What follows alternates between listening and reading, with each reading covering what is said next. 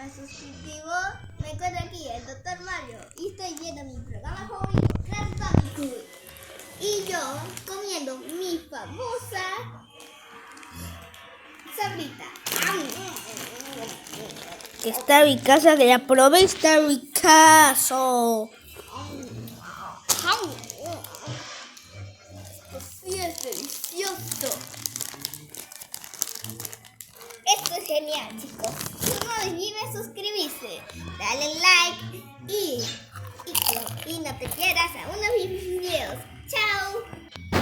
La sabrita que vieron a continuación es de la vida real, así que no me digan que se llama tostadas. Así que adiós.